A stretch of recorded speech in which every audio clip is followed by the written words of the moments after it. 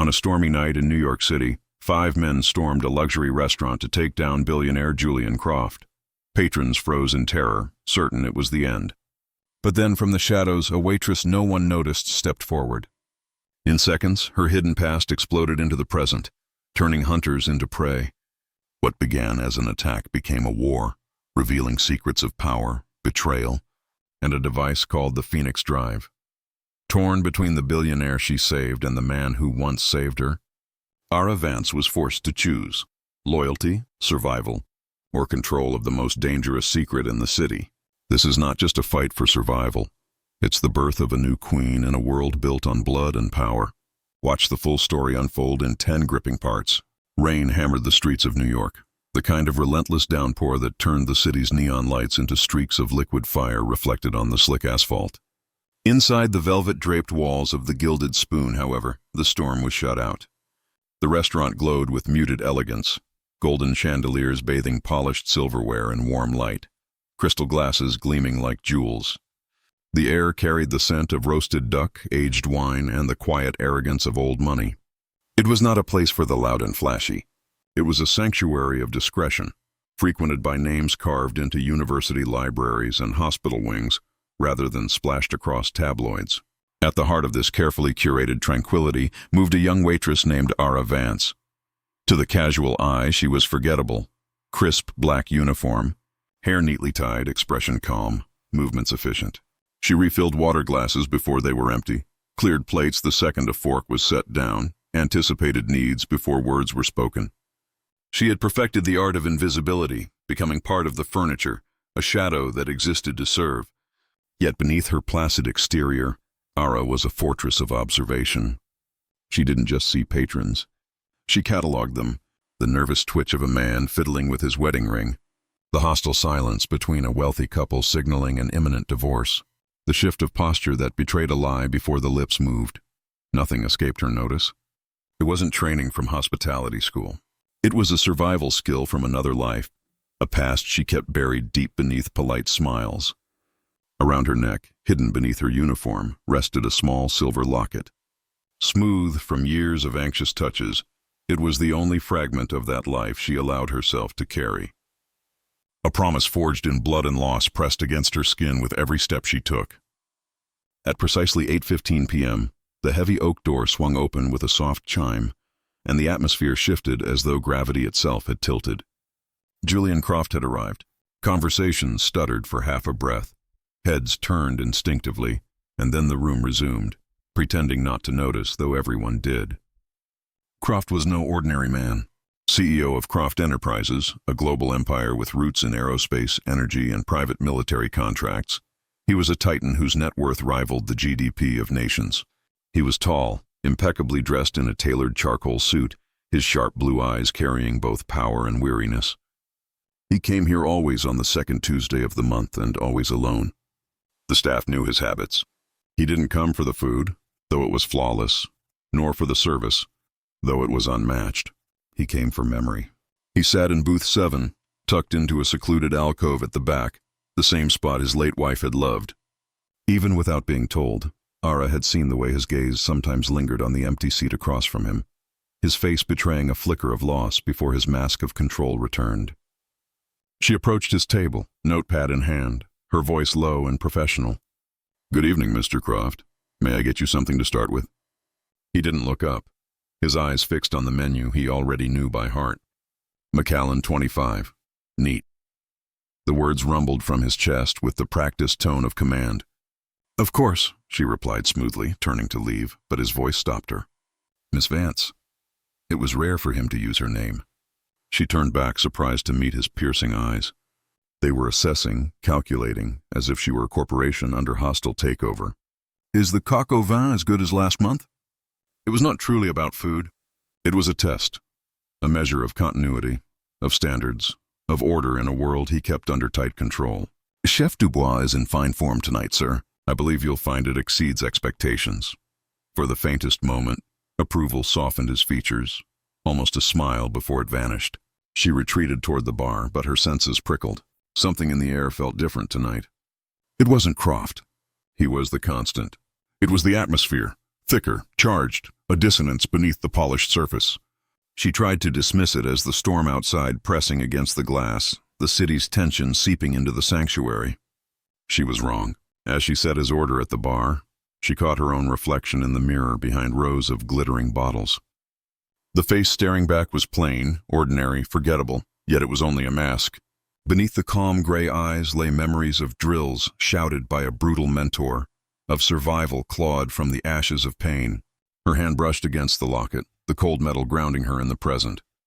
She had sworn never to be a victim again, never to let danger catch her blind. She always saw the storm coming, but even she couldn't see what was about to enter. At 8:43 p.m., the door opened with a clang that didn't match the usual polite chime. 5 men entered, not together but in staggered sequence, their movements fluid, deliberate, and far too precise to be coincidence. They looked ordinary at first glance, dark suits, clean cuts, but their eyes scanned like predators, their postures radiating control.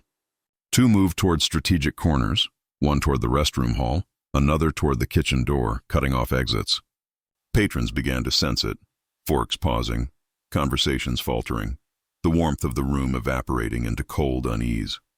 Aara's cloth continued polishing the glass in her hand, the sound unnervingly loud in the silence. Her mind was already racing, cataloging positions, assessing posture, spotting earpieces glinting faintly under the chandeliers. This wasn't a robbery. Robbers were messy and loud. These men were surgical. They were creating a kill box, and at the center of it sat Booth 7, Julian Croft. Aara's pulse quickened, but her face remained calm, the mask unbroken. To the world, she was just a waitress. To these men, she was invisible. It was their first mistake. The restaurant's soft murmur of clinking glasses and low conversations fell into silence as the 5 men settled into their positions. To the untrained eye, they might have seemed like wealthy patrons arriving late for dinner, but Aara Vance's eyes missed nothing. Their steps were too measured, their shoulders too tense, their eyes scanning too sharply for casual diners. One slipped near the entrance, his stance angled to watch the door. Another eased down the hallway leading to the restrooms, checking sightlines and escape routes. A third leaned against the bar, posture relaxed but gaze sweeping the room in a professional pattern. The 4th stopped near the kitchen doors, effectively bottling in the staff. And then the 5th arrived. He was different. His presence shifted the balance of the room. Average height, slicked back dark hair, bespoke Italian suit that whispered arrogance with every tailored seam. His sharp hawk-like features radiated predatory calm. He moved with languid grace, like a man who owned the air he breathed.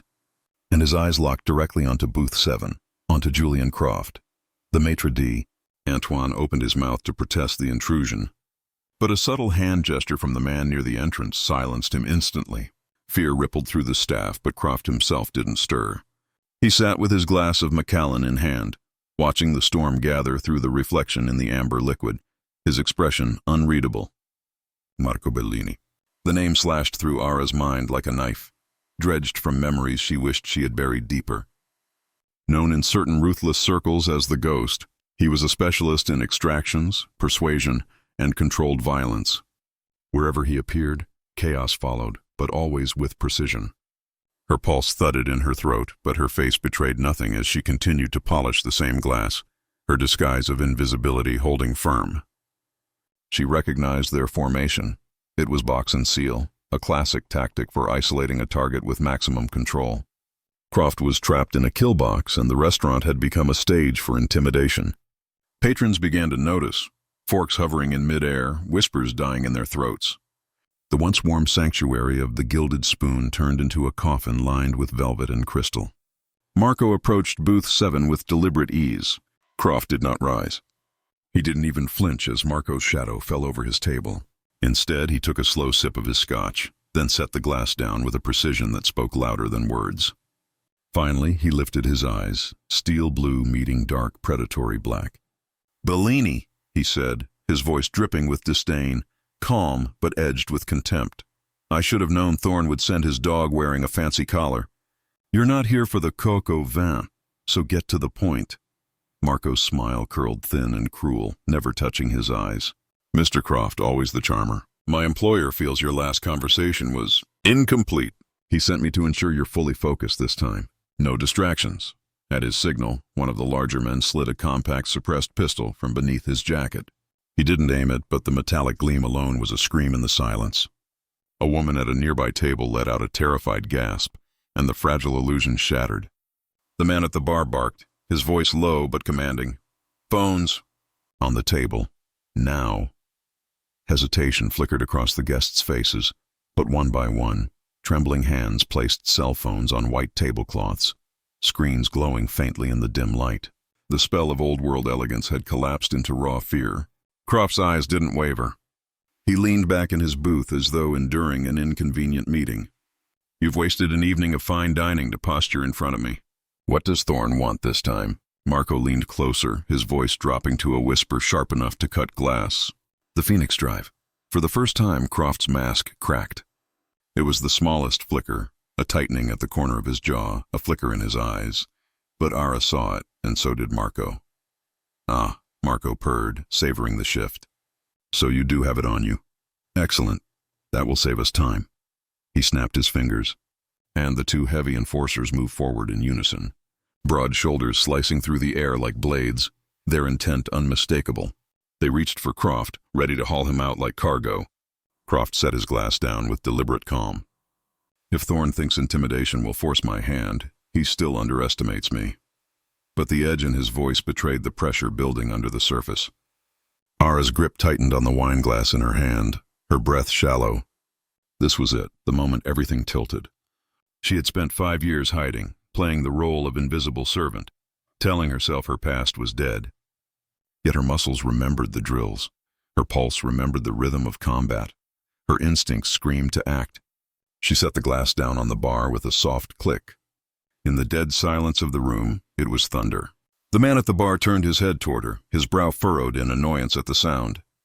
It was a fraction of a second, nothing more, but for Aara Vance it was the crack of daylight she had been waiting for. The ghost of the girl she once was began to rise. The waitress mask was slipping. The storm had entered the room and she was its epicenter. The restaurant had become a tomb of silence, broken only by the faint clink of glass as Aara set the wine goblet on the bar. In that single gesture, the mask she had worn for years began to crack. The predator within stirred, the part of her she had buried under years of quiet service. Guests huddled low in their seats, their faces pale with terror, their breaths shallow, praying the storm would pass them by. But storms never pass quietly. They break, they consume, and tonight she was the lightning. The enforcer at the bar turned fully toward her, irritation furrowing his brow at the sound she'd made. His hand twitched toward the pistol under his jacket, but he dismissed her almost immediately, his eyes sliding past her as though she were a piece of furniture. She was a waitress, unarmed, insignificant. That mistake would cost him everything. In the blink of an eye, Aara moved. One heartbeat, she stood behind the counter. The next, she launched herself over it. A blur of black and white uniform, hair whipping as her body became pure motion. Her hand gripped a heavy green glass bottle of Bordeaux, not chosen with thought but with instinct, her mind calculating mass, trajectory, and force in less than a second. The enforcer's eyes widened too late, his fingers only brushing the edge of his weapon before the bottle smashed against the side of his skull with a sickening thud. The glass didn't shatter. The man's consciousness did. His eyes rolled back, his massive body collapsing in a boneless heap onto the polished floor. A collective gasp tore through the restaurant, the sound of disbelief and shock colliding with the fear already thick in the air. For a second, time itself froze. Marco Bellini, who had been reaching to pull Croft from his booth, turned, his sharp features carved into disbelief. His flawless operation, rehearsed like a symphony, had just been shattered by a ghost in a waitress uniform.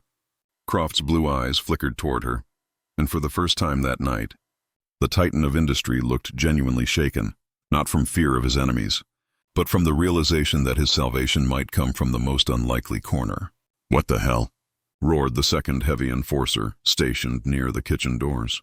His voice thundered across the silent dining room, his hand already yanking his pistol free.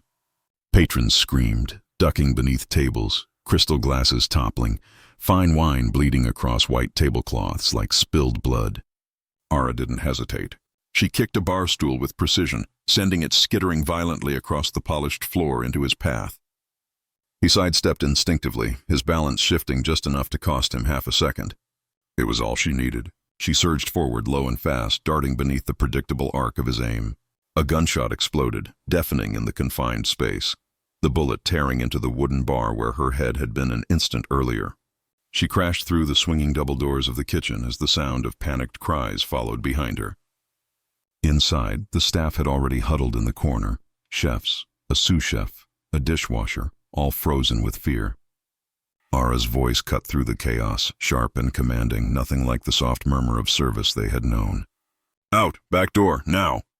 They scrambled to obey, fumbling at the lock that led to the alley.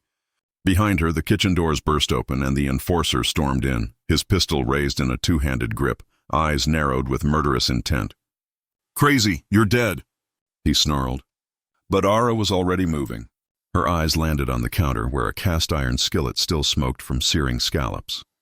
Without hesitation, she grabbed it, ignoring the searing heat against her palm numbed by adrenaline, and hurled it like a discus.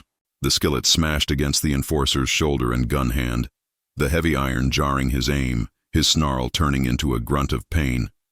His shot went wild, blasting a hole through a rack of pans that crashed down in a metallic avalanche. Aara didn't give him time to recover. She closed the distance, her body a weapon honed by years of brutal training. She drove her shoulder into his chest, using his size against him, slamming him backward into the edge of a steel prep table. He gasped, the air knocked from his lungs, his gun slipping from his weakened grip. Her hand latched onto his wrist, not to disarm him, but to control the weapon's direction, forcing it upward toward the ceiling. With her free hand, she delivered 3 rapid, merciless strikes to his throat, each blow collapsing his windpipe further. He gagged, his eyes bulging, his strength draining. Aara twisted his wrist sharply. The gun clattered to the tiled floor. She swept her leg behind his, sending him crashing to the ground, his head striking the corner of the table with a sickening crack. His body went limp. Silence. For a heartbeat, the kitchen was still. The staff had finally forced the back door open and fled into the rainy alley, their terrified cries swallowed by the storm outside. Aara stood breathing hard, the Glock now in her hand, its weight terrifyingly familiar, her body trembling with adrenaline, yet her focus razor-sharp. She was no longer the invisible waitress. She was something else entirely, something forged in the crucible of survival and violence. Back in the dining room, Marco's fury was boiling over. He shoved Croft back into the booth, barking orders into his earpiece. "Subdue her. Use of force authorized. I want her on the floor now." The 2 scouts, thin, sharp-eyed men meant for observation, not combat, began advancing cautiously toward the kitchen, pistols raised, their professionalism fraying under the weight of fear. Guests whimpered, clutching each other under tables. Croft sat unmoving, his eyes narrowed, his jaw tight, absorbing every detail. For the first time in years, he wasn't the one controlling the board. He was watching a new player rise from the shadows, a player no one had accounted for. Aara crouched low by the door, the Glock steady in her grip, her breathing slowing as she tuned out everything but the rhythm of her enemy's approach. She didn't want this fight, but she had promised herself long ago she would never again be the victim. And now, the storm that had lived inside her for years was finally unleashed. The muffled silence of the dining room broke with the slam of the kitchen doors. 2 sharp cracks echoed, boots scraping against polished floors as Anton and Luca, the scouts, advanced with pistols raised. Their movements were stiff, nervous, their training meant for surveillance, not combat. Still, fear gave them a cruel edge. Guests whimpered, their sobs echoing beneath overturned tables, crystal shards scattered across linen like fallen stars.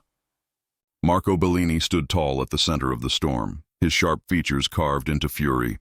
His operation had been flawless on paper. 5 men, precise positions, and easy extraction. Yet 2 were already down, and the architect of this chaos was not Croft, not the police, but a ghost in a waitress uniform. His cold eyes scanned the room, narrowing as he barked into his earpiece. Use of force authorized. Bring her out, alive if possible, dead if necessary. His words were calm, but the fury simmered beneath each syllable. In booth 7, Julian Croft leaned back against the leather seat, his fingers wrapped around his glass, though he had stopped drinking long ago. He watched with unsettling composure, the faintest trace of curiosity flickering in his blue eyes. He had seen boardrooms erupt, governments bend, competitors fall, but never had he seen a storm like this. Aara Vance was rewriting the script before his very eyes. Inside the kitchen, Aara crouched by the stove, the Glock steady in her grip. The boiling pot of water rattled on its burner, steam rising like a ghostly veil. She slowed her breathing, listening for the cadence of approaching footsteps, measuring distance in heartbeats. She didn't wait for them to breach. With a sudden kick, she slammed the door open and hurled the pot in a wide arc. The scalding water splashed into Luca's face and chest, his scream tearing through the restaurant like a knife. His pistol clattered to the floor as he clawed at his blistering skin, agony overwhelming professionalism. Anton flinched, distracted, his shot going wide and burying into the plastered wall. That fraction of a second was all Aara needed. She burst through the doorway, low and fast, the Glock held tight to her body. She ignored the screaming man writhing on the floor, her eyes locked on Anton. He tried to adjust, fumbling with his pistol, but she was already inside his guard. She slammed the butt of the Glock upward into his chin, the blow snapping his head back. His teeth clicked together and darkness swallowed him. He crumpled before his weapon even hit the ground. The restaurant erupted in gasps, the fine line between terror and awe blurring for the cowering guests. 2 more down. 4 in total, all within minutes. The myth of Aara Vance was taking form. Now only Marco remained. Marco's expression didn't crack, but his eyes hardened. He stepped forward, his tailored suit whispering authority, his movements unhurried. With a fluid motion, he drew his own weapon, a matte black pistol glinting under chandelier light, and leveled it at Julian Croft's head. Gasps rippled through the room. The billionaire froze, his hand tightening on the edge of the table, his face betraying nothing but controlled defiance. "Drop it," Marco commanded, his voice dangerously calm. The words weren't for Croft. They were for Aara. She stood across the room, her Glock raised, her stance steady, eyes locked on him. A silent line connected them, predator to predator, the rest of the world dissolving into background noise. "Drop it or the billionaire grows a third eye." His sneer cut through the silence like venom. The room trembled under the weight of the standoff. Guests held their breath, their lives hanging in the balance of 2 steady hands and 2 loaded triggers.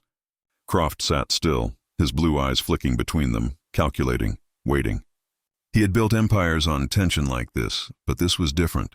This was life and death stripped of corporate language. Aara's grip didn't falter. Her eyes narrowed, cold steel beneath her calm mask. Her voice, when it came, was level, stripped of fear. "You walk out that door now, Bellini. You leave and you live." Marco's lips curved into a humorless smile. "You have no idea who you're dealing with, little girl. You think you're some kind of hero? You're a waitress. I've toppled governments for men like him." He gestured toward Croft with the tip of his pistol.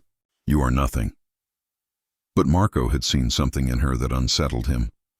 Her stance was professional, her eyes unwavering, her aim exact. She wasn't military, her movements were too raw. She wasn't police, her strikes too lethal.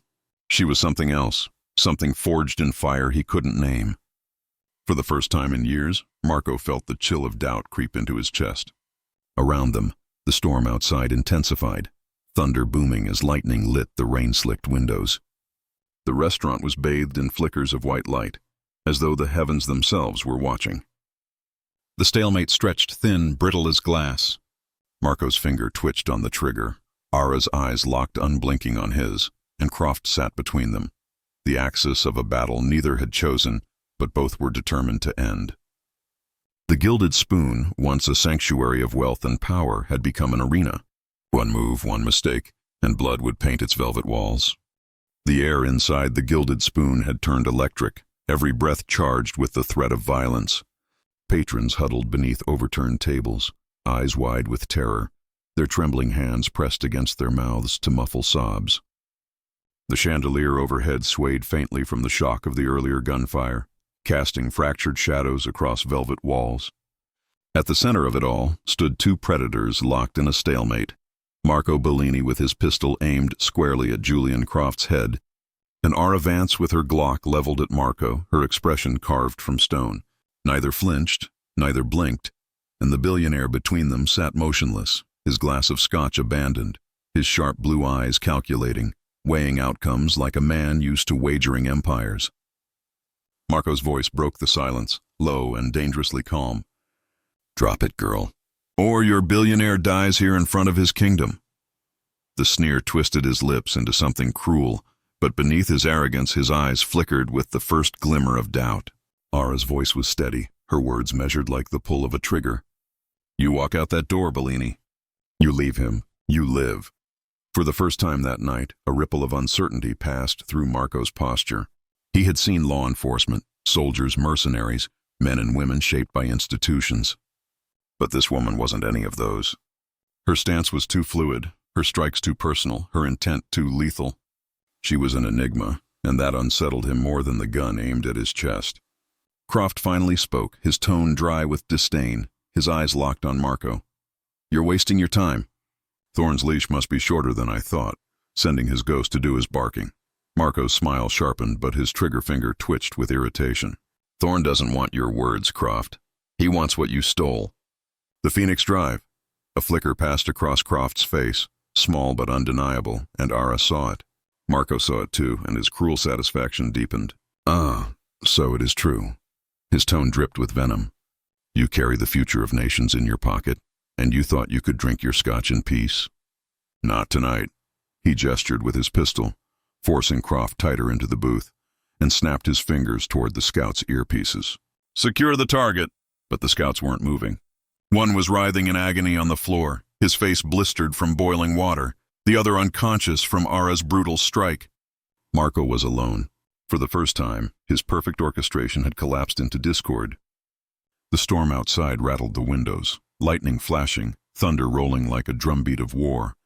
Aara took a single step forward, her gun steady, her eyes cold steel. "You don't walk out with him," she said. "Not tonight." The room held its breath. Marco's jaw tightened. He was too seasoned to hesitate. With a sudden snarl, he shifted his aim, not at Croft, but at Aara, and fired. The blast shattered crystal glasses on a nearby table, the bullet missing her by inches as she dove sideways, rolling across the polished floor. Patrons screamed, ducking lower as shards rained down. In a blur of motion, Aara rose to one knee, Glock snapping toward Marco. She fired once, the shot whistling past his shoulder, tearing into the heavy oak paneling behind him. Marco dove behind an overturned table, using its thick wood as cover. The dining room erupted into chaos. Croft dropped low into the booth, shielding himself with the heavy leather cushions as the sound of gunfire thundered through the chamber. Aara moved swiftly, weaving between tables, her uniform blending with shadows, her mind a precise machine calculating angles and risks. She knew she couldn't outgun him in a prolonged firefight. She had to close the distance. Marco's laugh echoed from behind cover, harsh and grating. "You're good, girl. But you're one person. I've got patience. You don't." Another shot cracked, splintering wood near her shoulder as she ducked behind a toppled chair. Her heartbeat thundered in her ears, but her breathing slowed, steady, each inhale controlled. This wasn't panic. This was clarity, the brutal clarity beaten into her by Sergeant Kalen years ago. Hesitation is death. Act, react, control. She slid low along the floor, crawling toward the mirrored wall behind the bar. The shattered glass reflected flickers of movement, distorted but enough to give her a wider view. Marco shifted position, edging closer to Croft, his pistol still raised. He was trying to maneuver her into a corner, to force her to reveal herself. She had to think faster. She spotted a bronze swan statue on the maitre d's podium, heavy enough to serve as both weapon and distraction. Without breaking her rhythm, she shrugged off her black serving jacket and draped it over the statue. Then, with a quick heave, she raised it just enough so the jacket created a silhouette in the reflection of the rain-streaked window. Marco's sharp eyes caught the movement instantly. He rose, firing 2 quick shots toward the phantom figure. The window exploded, shards raining down, a gust of storm wind tearing into the restaurant. But Aara wasn't there. She had already sprinted low and fast from the opposite side, closing the distance like a shadow loosed from its chain. Marco realized his mistake too late. He spun, pistol swinging, but Aara crashed into him with the force of a storm. They hit the ground in a violent tangle, his weapon clattering across the floor. Now it was no longer a duel of bullets, but of flesh and bone, skill against brutality. Marco was strong, his body corded with muscle, his strikes powerful and wild. But Aara was precise, disciplined, her movements sharpened by years of survival. She drove her elbow into his ribs, hearing the grunt of pain as air burst from his lungs. He swung a brutal fist at her face. She ducked under, locking his arm into a joint hold, twisting until his scream tore through the room. The guest cowered deeper, unable to look away, caught between terror and awe. Croft leaned forward in his booth, his eyes riveted on the waitress who had become a warrior before his eyes. Aara's face was a mask of fury and focus, her body a blur of efficient violence. She was no longer invisible. She was the storm itself. Marco spat blood, his snarl raw. "Who are you?" he hissed through clenched teeth. Aara's eyes burned, her grip unyielding as her voice dropped to an icy whisper. "I'm the mistake you made when you underestimated me." And with that, she slammed him into the floor again, the fight far from over, but the balance of power shifting with every heartbeat. Marco's body slammed against the polished floor, the impact rattling the crystal shards already scattered across the restaurant. His snarl twisted into a grimace of pain, but his eyes burned with venom. He rolled, swinging his leg in a vicious arc. Aara leapt back just in time, the kick grazing her shin, the sting grounding her deeper in the fight. The two of them circled like predators, the air thick with fear, adrenaline, and the scent of gunpowder. Around them, patrons whimpered from beneath their tables, their terror so palpable it was almost a second storm in the room.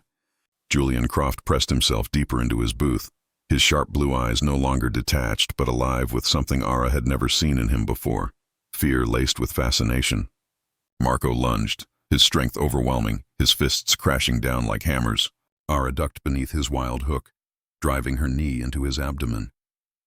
The grunt he let out was guttural, but he retaliated immediately, slamming his elbow into her shoulder. Pain jolted through her arm, but she gritted her teeth, refusing to yield. This wasn't a contest of strength. She couldn't overpower him. She had to outthink him. Marco shoved her backward into a toppled table, the wood groaning under her weight. He lunged forward, his hands clamping around her throat, squeezing with brutal force. The edges of her vision darkened, spots dancing across her sight, but even as oxygen slipped from her lungs, her mind stayed cold. Hesitation is death. Act, react, control. Her hand shot upward, fingers clamping around the chain of her silver locket, yanking it free from her neck. With the last of her strength, she whipped it forward, the metal locket smacking into Marco's eye. He roared, his grip faltering for just a heartbeat. It was enough.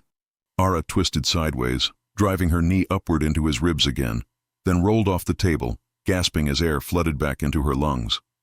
Marco staggered, one eye watering, blood dripping from his broken nose, his face twisted with rage. "You think you can stop me?" He spat, his voice raw. "You're nothing." Aara steadied herself, the Glock still in her grip, though she hadn't fired. Her voice came cold and steady, her words sharper than any blade. "You saw a waitress. That was your first mistake." She surged forward again, this time not aiming for his face or chest, but his balance. She swept his leg out from under him, sending him crashing backward into a cluster of chairs. Wood splintered, the sound echoing like a gunshot through the hushed room. The guests cowered deeper, their eyes wide as they watched the impossible unfold. A servant turned soldier, a ghost from the shadows dismantling a predator. Marco rolled, his hand clawing for the pistol that had skittered across the floor earlier. Aara moved faster. She kicked it away, the weapon sliding beneath the table. But Marco adapted instantly, snatching up a broken chair leg and swinging it like a club. She ducked, the wood splintering against the wall behind her, sharp fragments scattering across the floor. His strength was monstrous, but his precision faltered with his growing rage. Aara's movement stayed sharp, every strike controlled, every dodge calculated. She grabbed a half-shattered bottle from the bar counter, swinging it downward.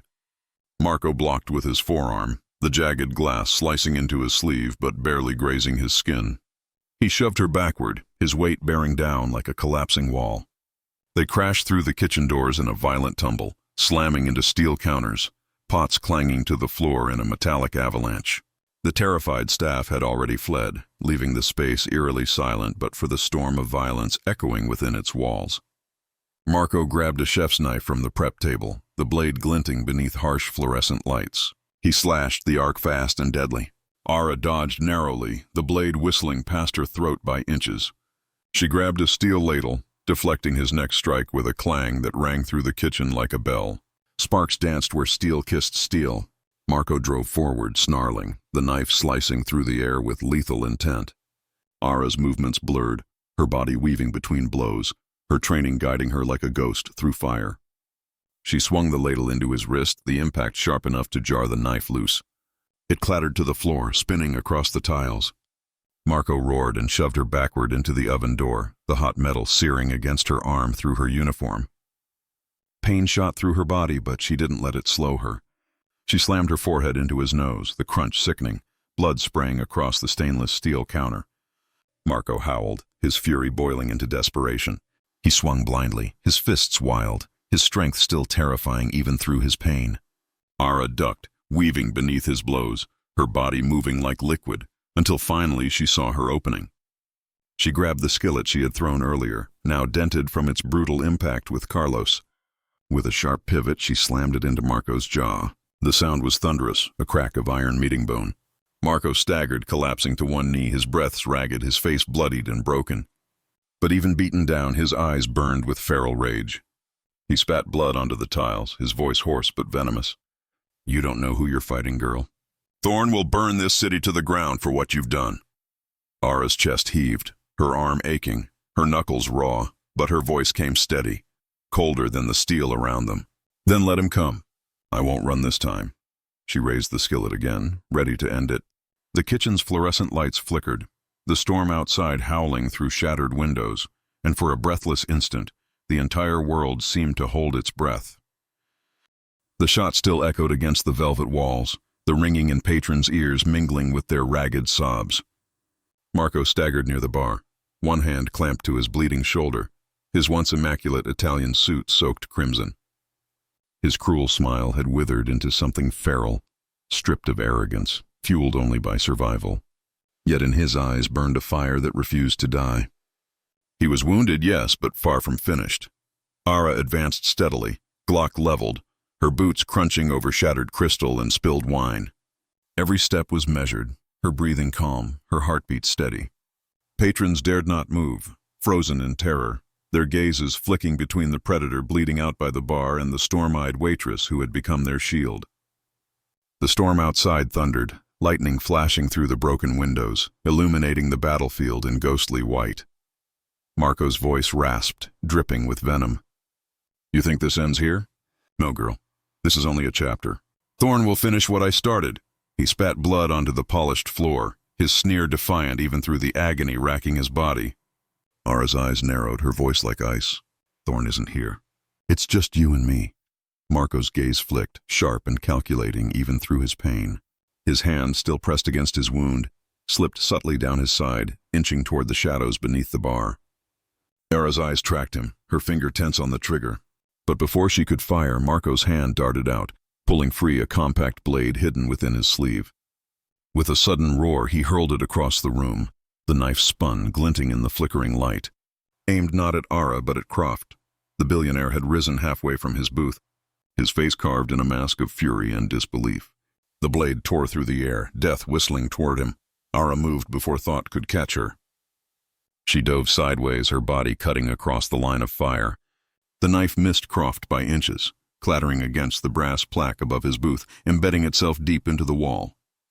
Croft froze, his blue eyes widening, his breath caught in his throat. For the first time, he understood. This wasn't just about power. It was about survival. Marco lunged in that instant, his predator's instinct refusing to yield. He vaulted across the bar with surprising strength for a man so battered, his other hand snatching a shard of broken glass, its jagged edge glinting wickedly.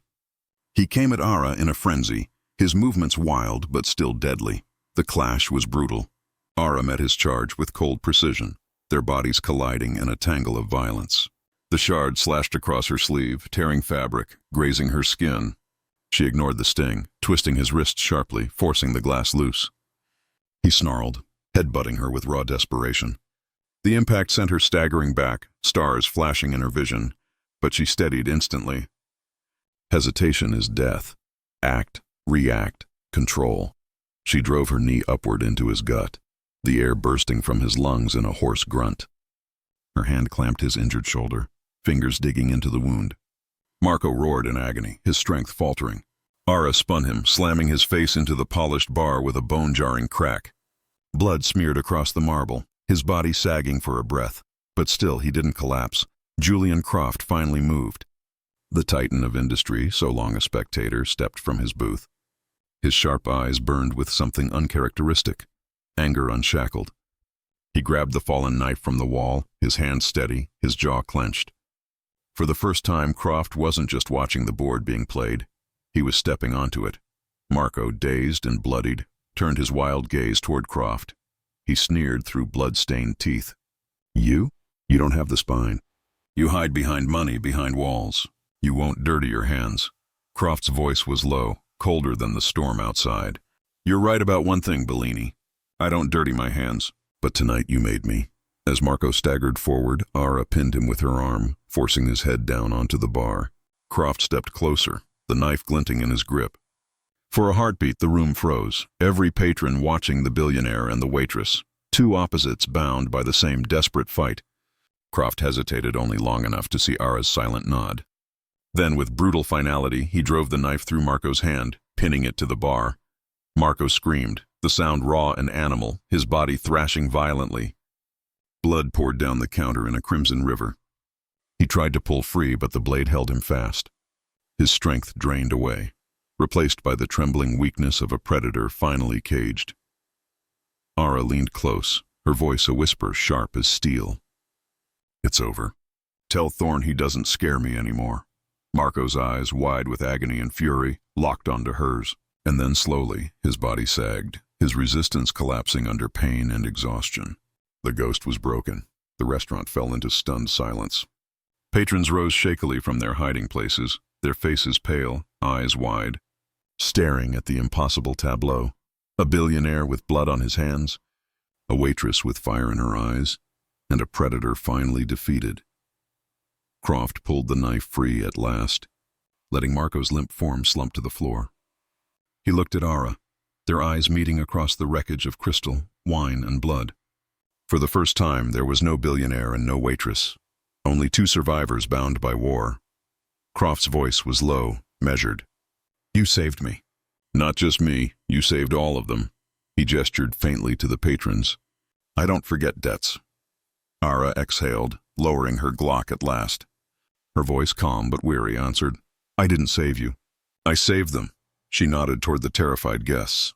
Don't mistake that for loyalty. But Croft only smiled faintly, a glimmer of intrigue sparking in his tired eyes. Then maybe loyalty isn't what I need from you. And as the wail of sirens drew closer, their flashing lights bleeding red and blue into the shattered windows, both of them realized the night had forged something neither had expected, an alliance written in blood, shadow, and storm. The storm outside had softened to a steady rain, but inside the gilded spoon the storm had only changed form. Red and blue lights bled through the shattered windows, flashing across velvet drapes and overturned tables. Sirens wailed closer, the rising chorus of authority bearing down on the chaos. The patrons, pale and shaken, clung to each other as the sound grew louder, their sanctuary now a ruin of glass, blood, and broken illusions. Aara stood in the center of it all, Glock still in her hand though lowered, her chest rising and falling with the rhythm of exhaustion. Her sleeve was torn, her cheek smeared with blood not her own, but her eyes burned with the cold clarity of survival. At her feet, Marco lay broken, his hand mangled from the knife Croft had driven through it, his breath ragged but alive. Croft himself stood nearby, his suit streaked with crimson, his face pale but composed, his sharp blue eyes scanning every corner of the room as if already calculating the next move. The first crash of boots shattered the tense silence. NYPD, everyone down! Hands where we can see them!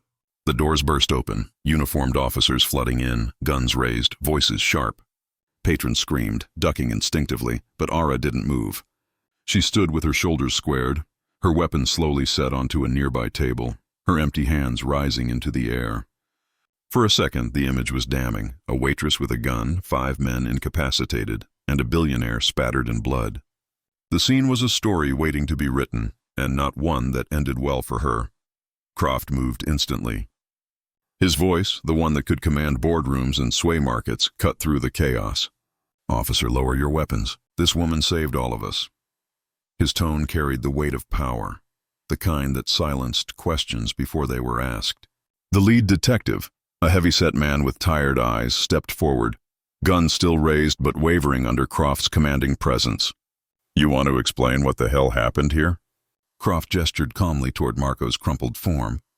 An attempted robbery, badly executed.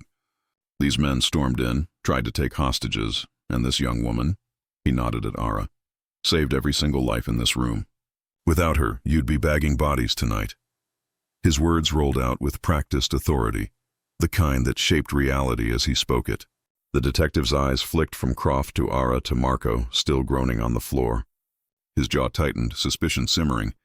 But the presence of Julian Croft, one of the most powerful men in the city, was a shield heavier than any badge. An officer approached Aara cautiously, cuffing Marco's good hand as medics rushed in. The ghost snarled weakly, his defiance dimmed but not extinguished. "You can't protect her, Croft," he spat hoarsely, his voice carrying just enough venom to cut the air. "Thorn will come for both of you."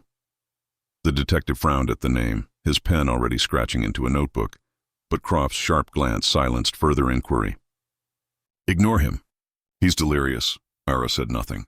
She stood silently, her face calm, her heart still pounding, her hand instinctively brushing against the locket hidden beneath her torn uniform.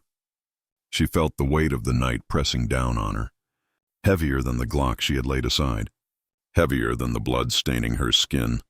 The patrons were escorted out, one by one, trembling but alive, their statements murmured through sobs. The restaurant emptied slowly, leaving only Croft, Aara, the police, and the broken remnants of battle. The detective finally lowered his voice, his gaze narrowing. "Mr. Croft will need detailed statements from everyone, including her." Croft stepped closer, his presence filling the space, his voice cool but edged with steel. "Detective, you'll get what you need. But understand this, your city just avoided a massacre. If you want it to stay that way, you'll let my lawyers coordinate everything. Do we understand each other?" His tone wasn't a request. It was a verdict. The detective stared at him for a long moment, then nodded grudgingly, scribbling something down before signaling his men to start clearing the scene. As officers hauled Marco out, his eyes found Aara's one last time. Even through pain and defeat, his twisted smile lingered. "David's sister," he rasped, his voice breaking but his words precise. "Thorn knows now." The name cut through her like a blade. She didn't move, but her knuckles whitened as she clenched her fists, hiding the tremor that threatened to surface. Croft caught it, of course. His eyes missed nothing, and when the last uniform left the room, he turned to her. His voice dropped, no longer commanding, but direct. "You know him." It wasn't a question. Aara's jaw tightened, her silence the only answer he needed. He stepped closer, lowering his voice further, the storm outside muffling his words. "You saved me tonight, but I think you've saved yourself as well. You've put yourself on a board you can't step off." Her gray eyes flicked to his, sharp, defiant, but weary. "I didn't choose this board. You brought your war into my house." He studied her for a long moment, then spoke words that felt less like an offer and more like inevitability. "Then let's stop pretending it isn't yours too. Work with me, not as a waitress, not as a shadow, but as someone who can see what others don't. You want to protect people? Help me control this war before it consumes the city." For the first time since the night began, Aara faltered. Not in her stance, not in her eyes, but in the silence that followed. She had fought to stay invisible for years, burying her past, surviving in shadows. And yet here stood a man who saw her clearly, offering her not refuge but a throne built on fire. The storm outside rolled on, sirens fading into the distance, the city resuming its endless hum. Inside, beneath the fractured chandelier and the blood-stained marble, a new war was already taking shape. Rain still fell over New York, the storm outside reduced to a gray drizzle. But inside the city's tallest tower, another storm brewed. A week had passed since the Gilded Spoon turned into a war zone, and yet the echoes of shattered glass and screams still haunted Aara's nights. Now she stood in Julian Croft's office, high above the city, the skyline stretching out in all directions, glittering and cold. The billionaire was a silhouette against the wide window, hands clasped behind his back, posture straight but weary. His sharp blue eyes reflected the city lights when he finally turned to face her. He looked different here, in his own domain, less bloodied survivor, more king surveying his empire. "I owe you a debt," he began, his voice steady but softer than it had been in the restaurant. "One I can't repay with money." though you'll find a considerable sum waiting in an account I arranged for you. Enough to buy your freedom if that's what you want." He paused, studying her expression.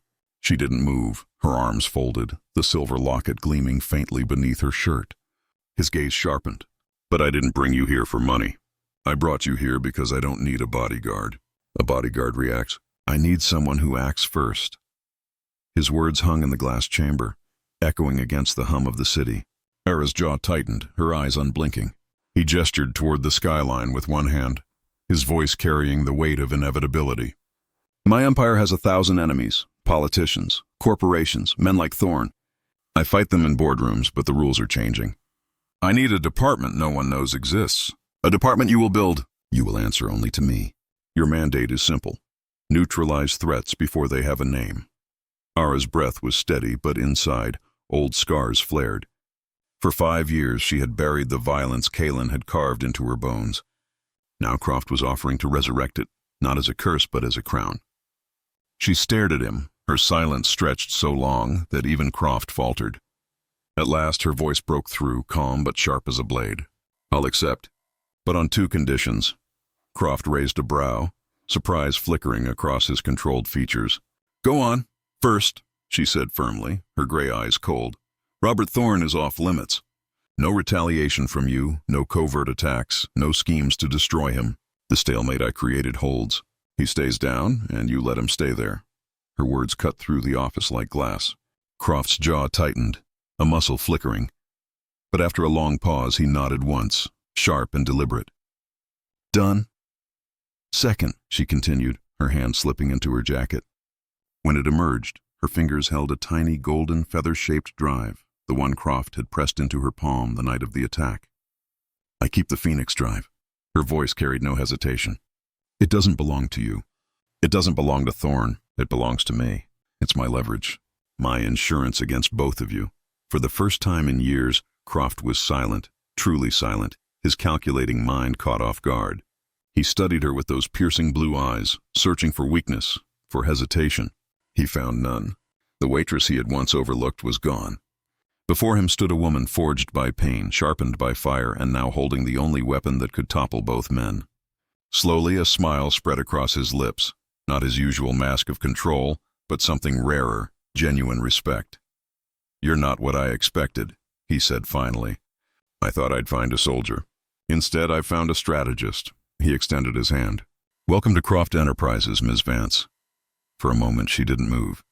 Then, deliberately, she slid the Phoenix drive back into her jacket and clasped his hand. His grip was strong, hers unyielding, the handshake sealing not just a partnership, but a pact written in blood and secrets. The rain tapped softly against the glass, the city glowing beneath them. The billionaire and the ghost stood side by side, bound by necessity, trust tempered by suspicion, respect edged with danger. She was no longer a waitress hiding in shadows. She was no longer just David's sister, Thorn's protege, or Kaelin's student. She was something new, an unseen queen on a board of giants, guarding her own line between power and ruin. As Croft released her hand, the faintest smile touched his lips. "The world won't see you coming." Aara turned toward the window, the city stretching endlessly before her, alive with light and secrets. "That's the point," she said softly. Her locket felt heavy against her chest, but for the first time it didn't drag her down. It steadied her. She wasn't invisible anymore. She was inevitable. And so the story of that rainy night at the Gilded Spoon closed, but the story of Aara Vance had only just begun.